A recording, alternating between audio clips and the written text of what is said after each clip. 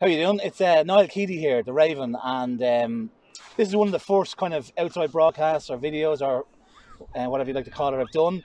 Basically, this is Councillor Cllr Boland, who would have sent me a press release recently, which we're going to talk about. But rather than just publish the press release, and what I intend to do with the Raven.ie is come and meet the people concerned, go to the place concerned, and talk about it rather than just put up a load of bump and hopefully somebody will read it. So we're trying to make it more engaging with video, podcasts and so on. So we're going to pass over now to Cathal, and he's going to tell me more about his the press release and what he hopes is going to happen for North Fingal and Fingal's beaches.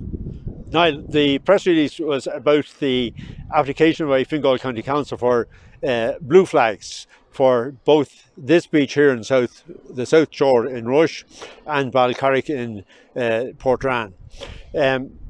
These are great beaches, and this is the first time that Rush has been put forward for a blue flag, and that's a great achievement.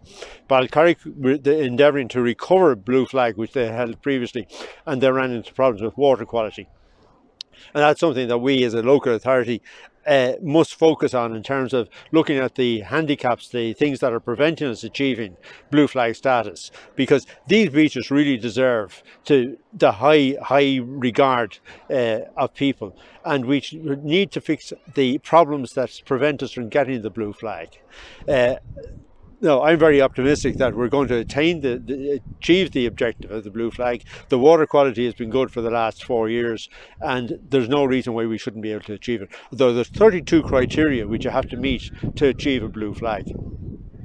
But I'm confident that we can do that now. And this is an important step forward. Port Marnock has held a blue flag consistently for the last number of years, and this hopefully will be a big step forward, and then that we focus on other beaches to achieve the same objective. But it's part of an overall strategy, in my view, in terms of something that I put forward to the council some months ago, that there would be a coastal management and amenity committee established. And we expect the December meeting of the council for a report to come back to us where management has considered how to do that, and it would appear that there will be a new 7th SPC committee established, which is a special policy committee of the council made up of councillors, external people and officials, targeting on how you develop policy and how you implement the policy. So so is there not already somebody or a group that's responsible for Fingal Beaches as such? Is there no already? Well, no, there is a committee which basically focuses on coastal erosion. Right. It was established with something of a wider remit, but it actually got sucked into dealing with the coastal erosion aspect of it. And to my mind, it needs a wider view. If you look at it, actually, there's 88 kilometres of coastline. Right. This beach, for example, is 2.4 kilometres of a walk. When you look at it, the 88 kilometres is a great natural linear park. It's like a regional park. It's just, instead of being circular, it's lateral.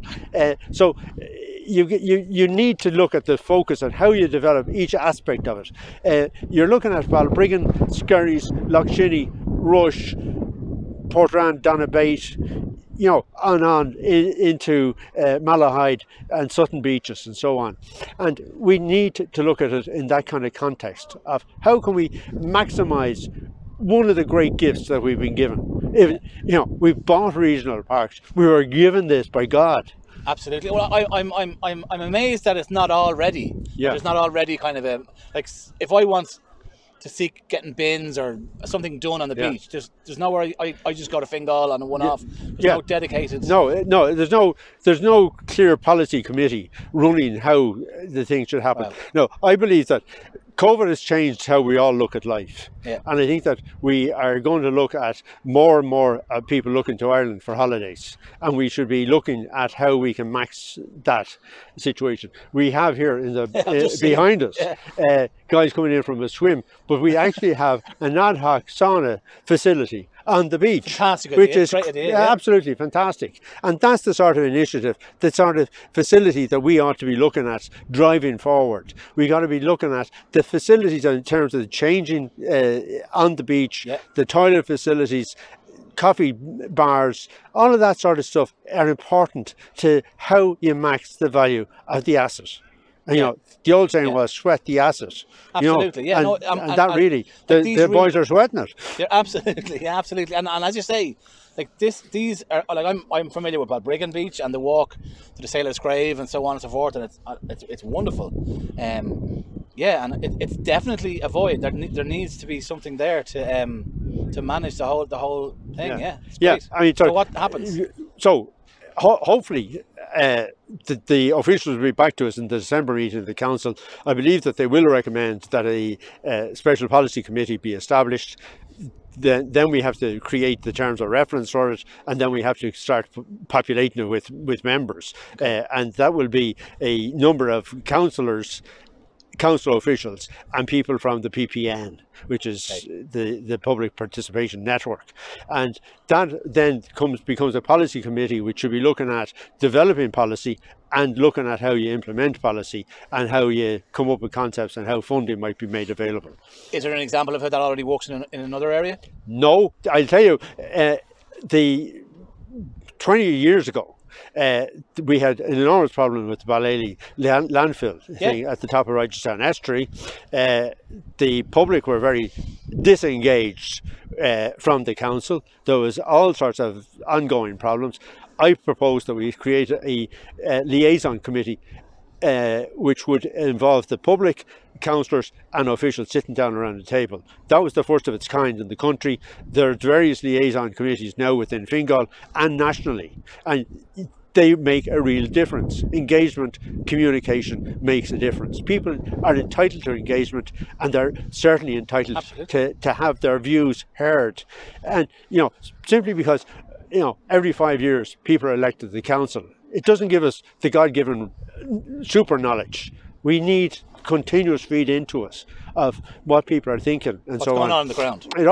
It often struck me in terms that you know, you talk about entrepreneurs and people having ideas.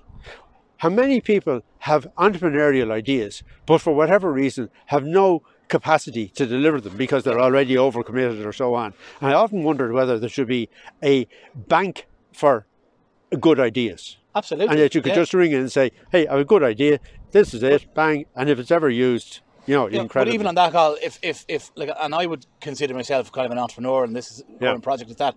But if I had an idea of something I would like to see on the beach, and I wanted to say, well, I want to go and talk to somebody about that now. Where's my first port of call? Yeah. Who do I go? Like, just, you know, I can, if I went to Fingal, where are they going to send me?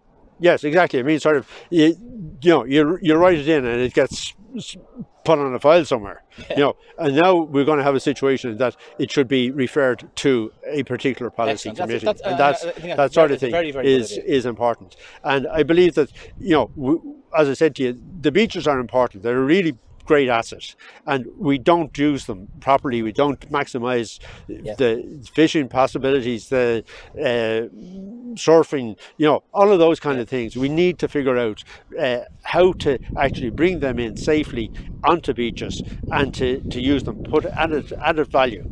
Are we talking just beaches, or are we talking the full coastal harbours, lighthouses, towers? The coastal way, effectively 88 kilometres of the coastline in Fingal should be looked at as to how we can max. There are other little groups out there that could be pulled together. There's a Martella Tower type group out there. Yes. You know, and then there's the lighthouses and all these things. Yeah, I think you're dead right. These all need to be pulled together. And equally, you know, we should be looking at the history of what is going on in those various areas. Balbriggan has its own unique history in terms of the sack of Balbriggan. The coast, Cromwell's Harbour is there as well. Yeah, exactly.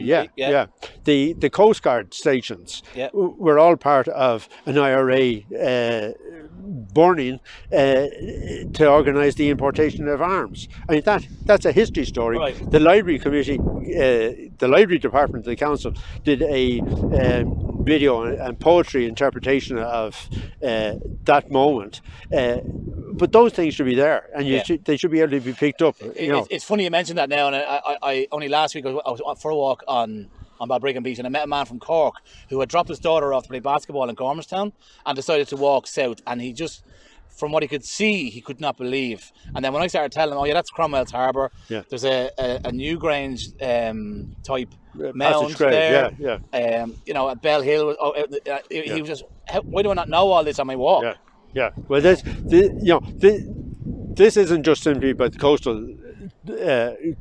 coastline, but we equally need to look at picking out all of those things and making heritage trails throughout Fingal. Yeah, absolutely. Yeah. We don't exploit our history factors, and it's there for, we're giving it. I mean, you know, if you're trying to create a business, it's all there. And because of smartphones and so on, it's now possible to put all of that sort of stuff easily accessible. You look at the thing, bang, and the story will come up on your phone for you. Absolutely. You've been walking along and finding little indicators to tell you to search whatever. I can imagine. Like, I always think of people in the States and so on that have never even seen the beach. Like even we might have people in Leitrim and Monaghan crying out for wanting to have a beach, and here we have all this right on our doorsteps. It's fantastic. So there you are. That's brilliant. Basically, I think that one of the other things that we need to think about, I'm not sure how we're going to do it, is that, for example, the Lusk station, rail station, is a distance away from the facility. Even in Skerries, you're a mile from the beach and you get off the train. That we need to look at in terms of asking ourselves the question in terms of the internal bus system. And how we can touristy type things. Even you could have the little choo-choo bus train type thing going around. So there's opportunities there. For people entrepreneurs to come in and do their bit. The community to have their say, and like that. The group you're talking about it pulls all that together. I think that's exactly what the type of stuff we need. I think this is a great idea, by the way. The Raven. I think this is the way forward. I think that it is important that I was talking to you earlier on in terms of new communities coming in, people who may have English but not have written English, and by broadcasting you're reaching that market, and equally the opportunity of YouTube putting the subtitles up for those who have hearing difficulties and so on. Exactly. Well, my vision for the Raven is it now covers a much wider area, and it's about creating content, meeting people like you, having a chat, really getting to understand exactly what it is you guys do, and and thinking of ideas from concepts right through that. Somebody will say, remember that we seen that video of your man on the beach, whatever happened to that? That kind of stuff. And I want to present what the content in written, visual and podcast form, that people can consume it in whatever way they want, and then to produce onto the different channels, YouTube, TikTok, whatever it needs, where the audience we want to talk to are. So that's the opportunity we're trying to do here. So thanks very much, Carl. This has been our first outside broadcast as such. So great. That's great. Right. Thanks a lot. Good. Thank you. Cheers. Thanks a lot. I hope we press play.